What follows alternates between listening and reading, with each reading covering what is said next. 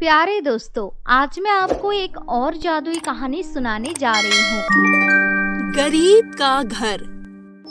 एक समय की बात है, एक छोटे से गांव में रश्मि और मोनू नाम के दो पति पत्नी रहते थे। उनके पास ना तो पैसा था, ना ही पहनने के लिए ढंग के कपड़े थे और ना ही खाने को खाना था। और तो और एक टूटी फूटी झोपड़ी में रहते थे। गांव के सभी लोग उनका मजाक उड़ाया करते थे।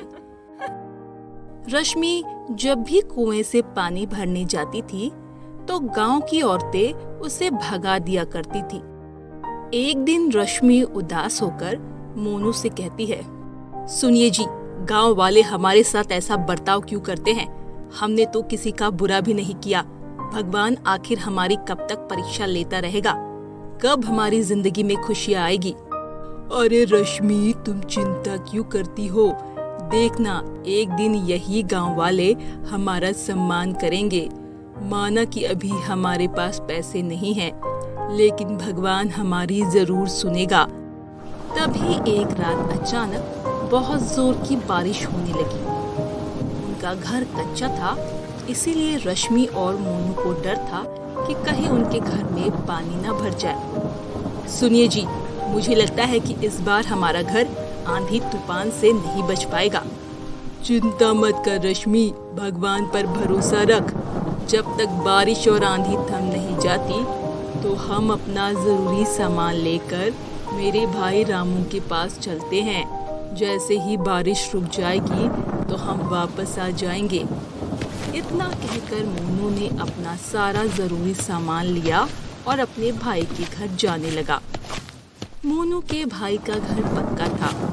कुछ ही देर में वो दोनों रामू के घर पहुंच जाते हैं। अरे मोनू, तुम इतनी बारिश में यहाँ क्यों आए हो? भाई, तुम्हें तो पता है कि मेरा घर कच्चा है। बारिश बहुत तेज हो रही है, इसीलिए मुझे डर है कि हमारा घर न बह जाए। इसीलिए हम अपने जरूरी सामान लेकर तुम्हारे घर रखने के लिए आए हैं। क्या कहा? अपना सामान मेरे घर पर? नहीं, मैं नहीं रख सकता। मेरी पत्नी मुझ पर चिल्लाएगी। तुम जाओ यहाँ से, कोई दूसरी जगह ढूंढ लो। बारिश बहुत तेज हो रही थी। मोनू और रश्मि भीगते भीगते एक मंदिर के पास पहुँचते हैं। वो दोनों मंदिर में जाकर बैठ जाते हैं। तभी रश्मि दुखी मन से कहती है, भगवान जी, तुम कब तक हमें दुख देते रहोगे? तुमने आज तक हमारी कोई भी बात नहीं सुनी, लेकिन अब तुम्हें कुछ करना होगा, वरना मैं कभी तुम्हारा नाम नहीं लूंगी। तभी अचानक बारिश और तूफान बंद हो जाती है। फिर वो दोनों अपने घर की ओर जाने लगे। तभी रास्ते में उन्हें एक आदमी दिखता है जो वहाँ पर गुजर रहे लोगों से मदद मांग रहा था, क्योंकि उसकी गाड़ी कीचड़ में फंस चुकी थी। लेकिन कोई भी उस आदमी की मदद नहीं कर रहा था। दरअसल वो आदमी एक बहुत बड़ा व्यापारी था। उसका नाम राघव सेठ था। उस आदमी को परेशान देख मोनू से रहा नहीं गया, इसीलिए वो तुरंत ही उस आदमी के पास गया और गाड़ी को कीचड़ से बाहर निकालने की कोशिश करने लगा। गाड़ी के पहिए कीचड़ में बहुत धंसे हुए थे। साहब, आपकी गाड़ी के पहिए बहुत अंदर तक फंसे हुए हैं। आप गाड़ी स्टार्ट कीजिए, मैं फिर से कोशिश करता हूँ। मोनू गाड़ी में धक्का लगाता है। मोनू को गाड़ी में अकेले धक्का लगाता देख रश्मि भी गाड़ी में धक्का लगाने लग जाती है। फिर काफी मुश्किल के बाद गाड़ी के पहिए कीचड़ से निकल जाते हैं। ये सब देख सेठ रमन हाथ जोड़ते हुए बोला, आपका बहुत बहुत शुक्रिया। आप नहीं होते तो क्या होता? जी कोई बात नहीं, हमारा तो फर्ज था। अच्छा साहब, अब हम चलते हैं। ये कहकर मोनू अपनी पत्नी रश्मि को लेकर वहाँ से जाने लगा। तभी सेठ रमन उनको रोकते हुए बोला, रुको, तुम्हारा घर कहाँ है? मैं आप दोनों को घर छोड़ देता हूँ, इसी बहाने आपका घर भी देख लूंगा। नहीं साहब, हम खुद ही घर चले जाएंगे, हमारा घर पास में ही है। वैसे भी आप हमारे घर चलकर क्या करेंगे? घर पर तो पानी ही पानी भरा हुआ है। कोई बात नहीं, मैं तब भी तुम्हारे साथ तुम्हारे घर चलूंगा। इतना कहकर सेठ रमन उन दोनों के साथ उनके घर आता है। सेठ रमन उनके घर की हालत देखकर बहुत दुखी हुआ। वैसे मोनू, तुम क्या काम करते हो?